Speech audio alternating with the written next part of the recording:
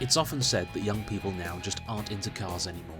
The increasing cost of fuel, insurance and tax means many people aren't even taking their driving tests. But it would be wrong to say that young people just don't care about cars anymore. The next generation of petrolheads are alive and well, so I took time to talk to 3 guys from one of my local car groups, the Inbetweakers, and find out what it's like trying to be a young car enthusiast in the Facebook age. Hi, my name is... What? Marty. My name is who? Hi, my name's Carl, and I own the Ford Fiesta ST. Hi, my name's Alex, and I own this Subaru Impreza. Hi, my name's Luke, and I own the molten orange Fiesta ST. It's red. It's not red, it's molten orange. It started with me and my 2 best friends, Aidan and Dave. We all started doing stuff to our cars, and eventually found other people that were interested as well, and all became friends and just started doing little things, and just grew from there. Anything Anyone goes. that really likes cars, to be honest, Yeah. and kind of wants to have fun. The whole point of the group is it's not for a certain type of people. It's not for people who've all got stance cars, bad cars, or anything like that. It's for everyone and anyone. So if you have a race car, if you have a stance car, if you have car, a WRX, Scooby, Fly Eye, that broken, costs you more money than you actually have, you know, any of those categories, if that is a broken category. car. Really expensive. Yeah, it's really expensive. The whole reason that it's called the Inbetweakers is because we do tweak the cars in between our everyday lives and day jobs, because we can't do it all in one go and just afford to pour loads of money into it. It's just doing little things when you can afford it. Finances, and not getting put into this stereotype of being a young boy racer, because that's what happens a lot of the time. I got pulled the other day just because I was out and I was in front behind another Fiesta, and he was going quite fast, so they naturally assumed I'm with them, and that's just the stereotype you always get. I think with me it's mainly finances. I've got a regular job. I drive this as a daily, but when I got my new one, I was given a work car, so I used that. But it's really difficult because I've got to pay for tax, I've got to pay for insurance, and I've got to fuel the other car as well as this one, which is on finance. So I've still got the finance plan, obviously my insurance for that, my tax for that, and fueling for that as well. So as much as I love her, she's a really expensive hobby. Yeah. And I think it's exactly the same. Don't be put into that bracket. I don't drive like an idiot all the time when I'm in town or anything along those lines. Obviously, I have my fun whenever I go to meets, whenever I go to car shows. But I'd say probably 7 times out of 10, I'm a considerate driver. Very honest. Yeah. Mostly not an idiot. Mostly not an idiot. One of the other biggest things is insurance. Oh yes. I mean, I'm only 21, and the insurance was over £2,000 the first year of having the car. And as soon as you start adding modifications to the car, then it just starts to slowly rise. They just try and do as much as they can. My insurance was relatively steady, to be fair. When I first got the car, they were like, oh yeah, you're 25, it's not a problem, you can have a 1.6, you've had a couple of cars beforehand, not an issue. As soon as I added the first mod, they were just like, right, so your policy's going up by X. And I was like, okay. There wasn't really much I could do because I was tied into my insurance policy. So then obviously when it got to my renewal, I phoned around, and unfortunately my current insurance provider dropped it by the amount that it went up, so it's still expensive, just nowhere near as expensive. I don't think I was actually into cars. When I was in college, I didn't want to do anything to do with cars. It wasn't until my friends passed their tests and then we started going out driving that I realised it was actually something that was fun to do. And yeah, I don't think it wasn't until I was probably about 18 and I've been driving for about a year that I decided actually I want to start doing stuff to my car, make it a bit more enjoyable. Well, After you, sir. Thanks. I insist. Thanks. My first car was a Fiat Seicento, a little red one. It was great, 800cc engine, so I could go nowhere really fast. And that didn't really get me into cars at all. I liked having the freedom, and I liked doing whatever I wanted and going whenever I wanted, and it was just probably one of the best things to happen to me.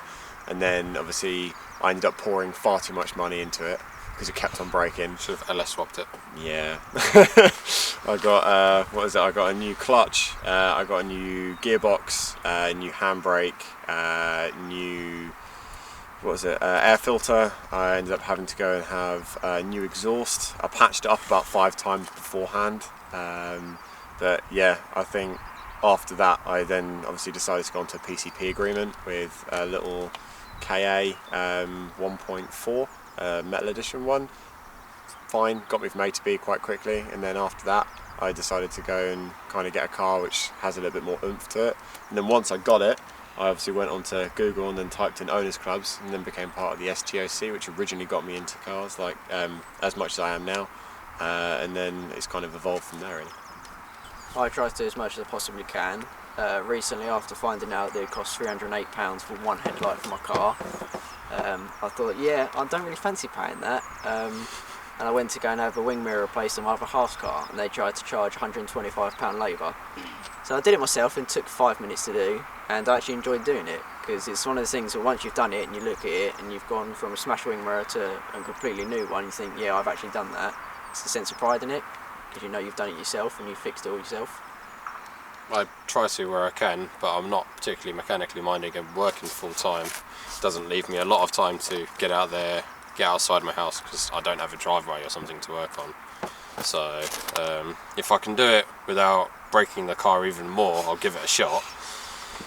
So more often than not, I just drop off to someone, go to work, and then come back and it's done. So I think I find it really fun. I like fixing things in my car and doing stuff to my car. I think the first thing I ever did was go and put in a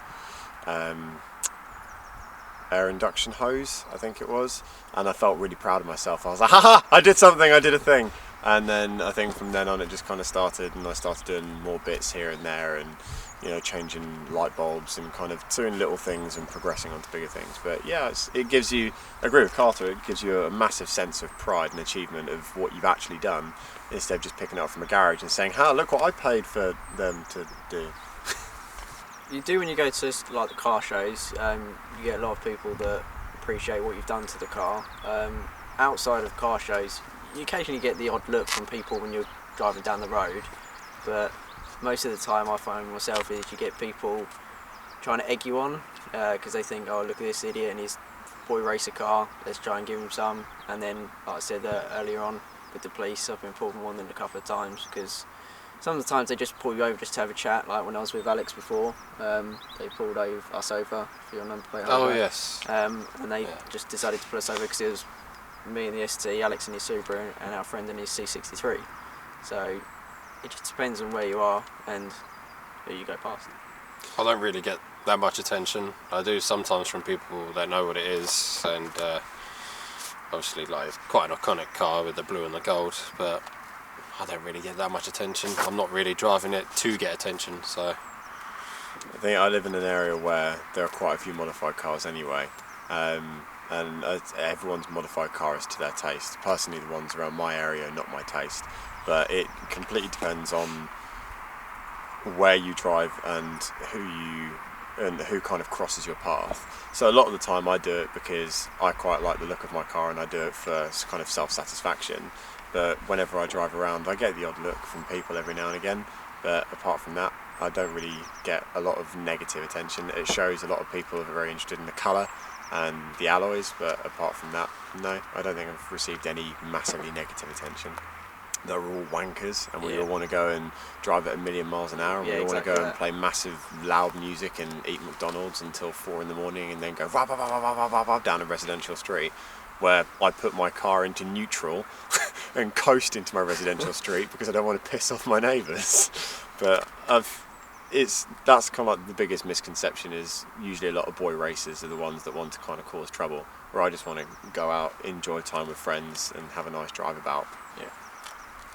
Pretty much the same. So this year, the first one we're going to is the Far Show at Santa Pod in April. We're definitely going to be going to Modified Nationals at the Peterborough Arena, and then we're also going to be going to Tracks Car Show at the end of the year, towards the end of the year, October.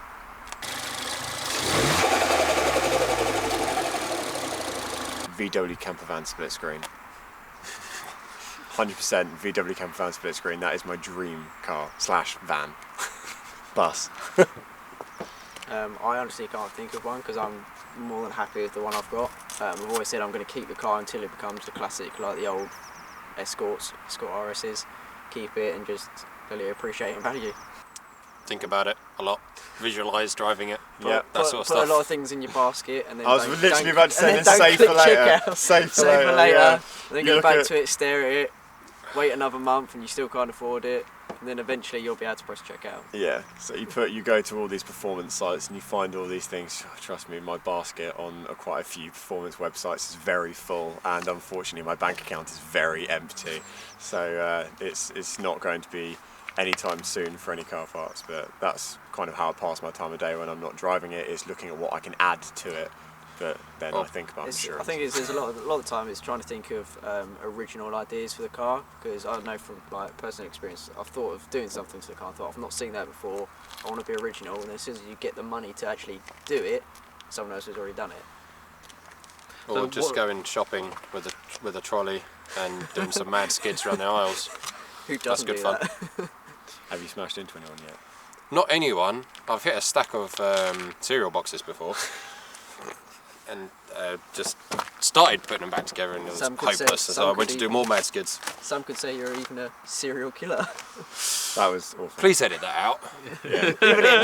Yeah, that's never made. That's never making it in. For me, I'm a massive Ford fan. My dad's always had Fords. My mum previously had Fords. My sister had a Ford as well. So I think for me, there's obviously a lot of. They're a mass-produced car. They're very reliable, and I wouldn't say they're particularly expensive. And then they're nice and fun to drive. I mean, I drove a lot of hot hatches before I settled on this one, and none of them kind of gave me the, smiles per mile type of thing, more so than like, oh, this is just a generic car. It's, oh, I really enjoy driving this. And then after buying it and getting into the whole car scene, I realised how modifiable the car was and how many options and how many tuning specialists there are around it.